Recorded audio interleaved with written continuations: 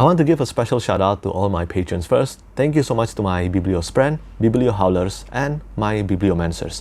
It means a lot to me that you give me your extra support for my passion and hobby. Hi everyone, Petrik here. In today's video, I'll be talking about the top 10 biggest books that I have ever read. Not only just fantasy, but really the top 10 biggest books that I have ever read. Well, of course, this list doesn't count web novel, and it also doesn't count manga, obviously because they are different medium of storytelling. Well, for web novel, it is kind of the same as reading novel, but you know, most web novels are definitely much bigger compared to one single volume novel. So for this list, I will just be mentioning the top 10 biggest books in a single volume that I have ever read as of 2023, because I do not think for the rest of this year I will be reading any book that is bigger than any of these 10 books. And also at the same time, I just kind of want to find out, because I read a lot of big books, I want to find out whether sometimes big books means there is a bigger chance of me loving the books or not. So yeah, we will try to find out, and at the end of this video, I want to know your thoughts and comment on the section down below whether these 10 books are on your list too or not, and also do you love reading these books.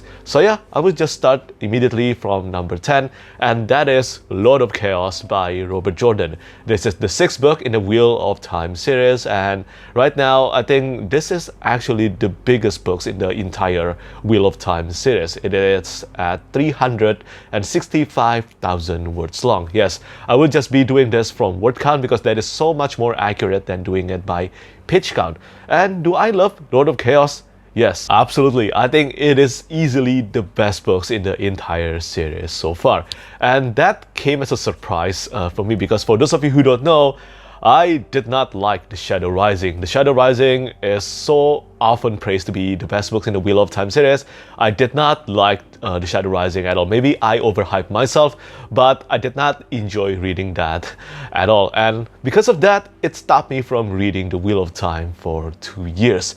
And then somehow my reading would just spark again, and I want to continue reading the Wheel of Time. So I read The Fires of Heaven. I end up enjoying that one very much, and then I read Lord of Chaos, and that was even better. The Battle of Dumais Well was incredible, although the issues that is so often found in the series, like repetition and also miscommunication, they are still there, they're still very much evident, but on the grander scheme of things, they felt like a smaller issue compared to the greatness of the book. Really love Lord of Chaos, and I definitely understand why so many people love that book. Unfortunately, at the moment, I'm in the middle of reading Path of Daggers, the 8th book in the series, and so far it's a bit of a struggle.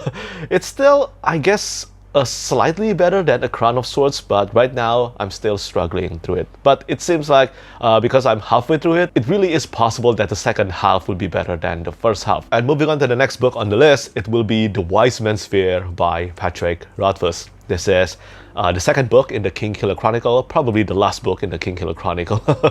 But you know, I enjoyed this one. I know that there is some issues, some really glaring issues inside The Wise Man's Fear, but as what the book says, although there are flaws in it, I cannot help but love the entirety of The Wise Man's Fear. But this doesn't mean that The Wise Man's Fear is better than The Name of the Wind. I think The Name of the Wind is the greatest fantasy debut that I have ever read, and The Wise Man's Fear just couldn't live up to it, even though it is still pretty good. And The Wise Man's Fear clocked in at almost 400,000 words long. I think it is 398,000 words long. So that's 3,000 words long, longer than Lord of Chaos. It makes The Wise Man's Fear belongs in the number 9 spot in my list of the biggest fantasy book that I have ever read. And yeah, I really enjoyed this one. And moving on to the next book on the list, it is a masterpiece of an epic fantasy, and that is Words of Radiance by Brandon Sanderson. This is my favorite book in the entire Stormlight Archive series, and that's saying a lot because I consider every book in the Stormlight Archive a masterpiece, and this one will have to be my utmost favorite in the Stormlight Archive. And for Words of Radiance, the total word count is 400,000 words, so 2,000 words longer than The Wise Man's Fear. But as far as quality goes, this definitely top over The Wise Man's Fear. Love this one very much, and the Stormlight Archive Book 5 is of course my most anticipated book of 2024. So for the previous 3 books, all of those are books that I love. But now I will have to give a controversial and very much, I think, unpopular opinion. So the seventh book on the list is A Dance with Dragons by George R. Martin. This one has a total word count of 415,000 words long. So yeah, it is very big, but yeah, I'm not a fan of The Dance with Dragon. I apologize for this. I know that I have received some pretty offensive criticism because I did not like A Dance with Dragons, like that is a sin somehow. But you know, you have to consider this from my perspective. I was on a high from reading the first three books of A Song of Ice and Fire, which all three I consider to be some of the best books in the entire fantasy genre. And then I read A Feast for Crows. Many people told me that that was supposed to be the weakest book of the entire series. I read that one, and yeah, it was disappointing, but after that, I immediately binged to A Dance with Dragons, and I think A Dance with Dragons suffered a lot because of that. By the time I was reading A Dance with Dragons, I cannot deny there was a part of me that just want to be done with A Dance with Dragons. But yeah, that's my thoughts on my first read on A Dance with Dragons. But you know what?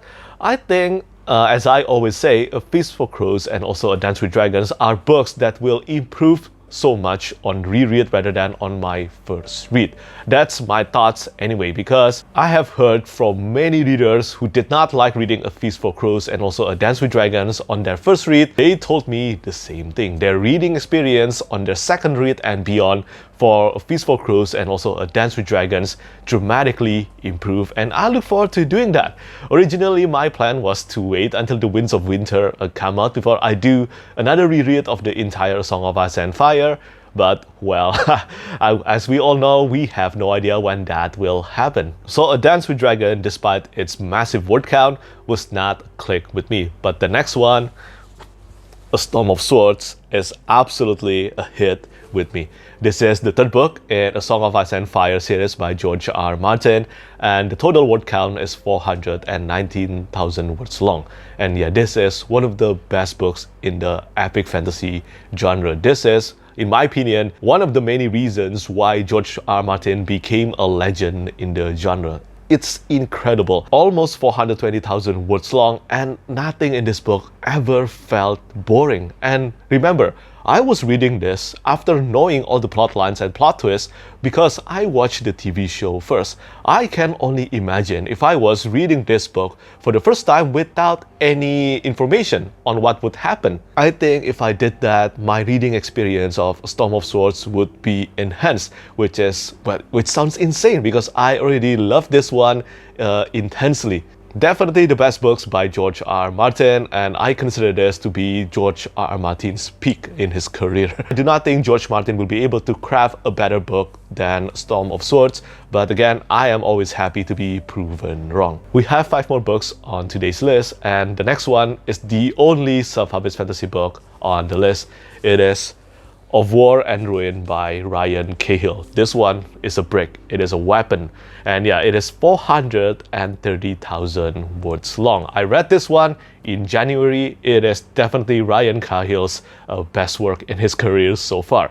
And I know he's probably right now trying to top it by writing a bigger book in Of Empires and thus the fourth and the penultimate installment in the Bound and the Broken series. But I really love this one. Ryan has improved so much since Of Blood and Fire, although I can certainly understand why some people would be intimidated by the size and the word count of War and Ruin.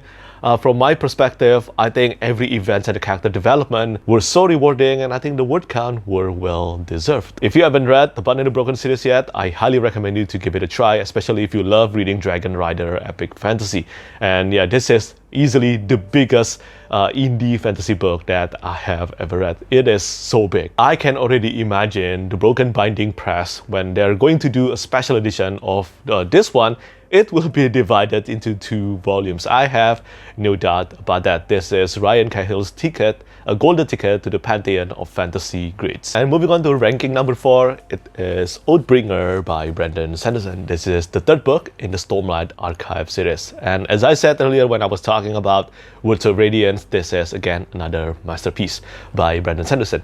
And you know, I actually felt slightly disappointed with some of the events in Oathbringer during my first time reading through the book. But on reread, this was, again, I think some of the issues that I had with the book, all of them just kind of vanished now. In Oathbringer, I think Dalinar has one of the greatest story arc that I have ever read in epic fantasy, and also I love the Sanderson that happened in Oathbringer. It was epic, it was incredible. If a Sanderson is already this good in Oathbringer and Words of Radiance, I think it is safe to expect that the Sanderlands in Book 5, Knights of Wind and Truth, will be even better. Well, I certainly have high expectations toward that. But Oathbringer was certainly a hit with me, and I think the Stormlight Archive is a classic in the making. As for the word count of Oathbringer, it is 451,000 words long. And number 3 on this list is again another book by Brandon Sanderson. Another book in the Stormlight Archive. It is the newest one, Rhythm of War, the penultimate installment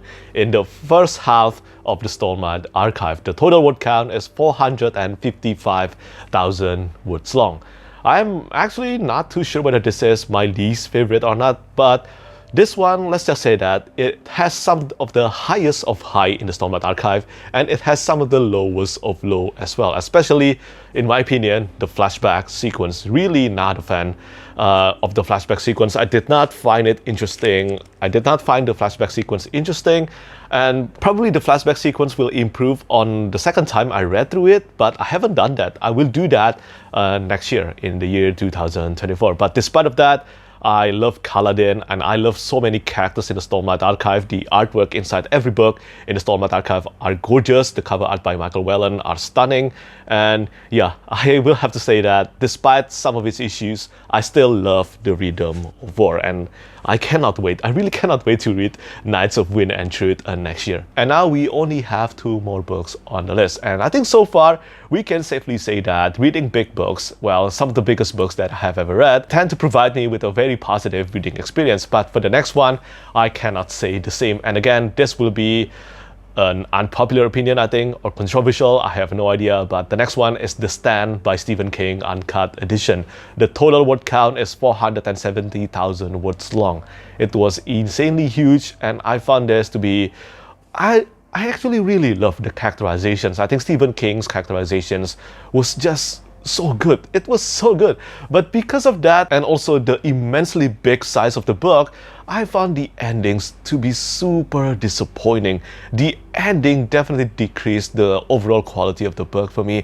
I know we're supposed to be talking about journey instead of destination, but for The Stand, it was just too disappointing for me. The characterizations were incredible and compelling, but yeah, not a fan of the ending. I found it to be very anticlimactic, and I do not think I can actually do another reread of The Stand at all in the future, because I'm just not a fan of the ending. Swan Song by Robert McCammon is a post-apocalypse book that is so often compared to The Stand, and in my opinion, I think Swan Song is a better book overall. And finally, at the number 1 spot, if you have been following my channel, you will know this. It is To Green Angel Tower by Ted Williams, the 3rd book in Memory, Sorrow, and Thorn trilogy. I just recently finished this one and really loved this. But I will not lie, there was some part in the middle where I struggled a bit.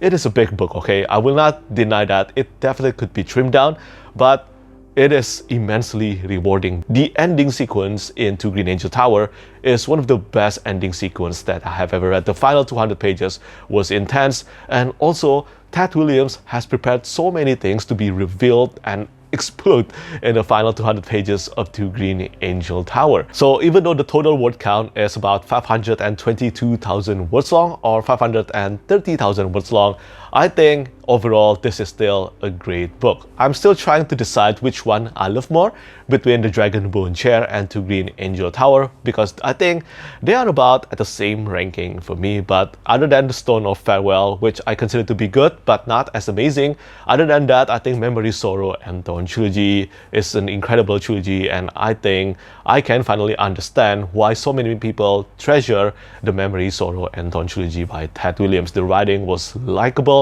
it was beautiful, poetic, and the world building is so intricate. Definitely deserves more recognition in the eyes of modern fantasy readers. So that's the top 10 biggest books that I have ever read in my life so far. I think statistically 8 out of 10 of them were a hit with me, so I think, well, it is not far-fetched stretch to say that I tend to click positively with big books that I'm interested in anyway. But this list is for the top 10 biggest books that I have ever read in a single volume. How about a massive novel that got divided into multiple volumes? If we're counting that, then the number one spot would belong to this one, The Veiled Throne, and also Speaking Bones. Yeah, this is the Broken Binding edition. And for this one, The Veiled Throne, it has a total word count of 340,000 words long. And Speaking Bones has a total word count of 360,000 words long. So in total, these two have a total word count of 708,000 words long. It is incredibly massive, and I love these two very much, especially Speaking Bones. Speaking Bones, together with The Wall of Storms, were my favorite book of last year. They are incredible. I think Ken Liu is a name that deserves so much more recognition in the fantasy genre. I remember Ken Liu saying in his newsletter that he kept on writing, and then The Veiled Throne turned into something that is impossible to produce in one book. But what do you think? It is 700,000 words long. Of course, it is impossible to publish in one volume.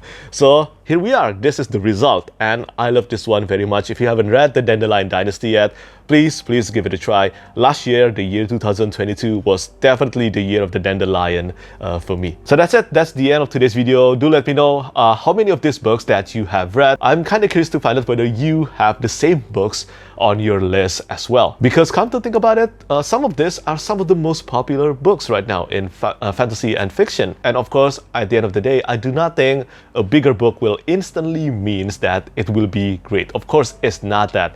But I think statistically, not only in today's video, if I look back from my experience and also my statistics on Goodreads, I think there's a really good chance I will end up liking big books rather than small books, especially if they're novellas or short stories. So yeah, that's pretty much it from me today. Do let me know what you think about my list, and of course, do tell me your list in the comment section down below. And don't forget to tell me whether you enjoyed them or not.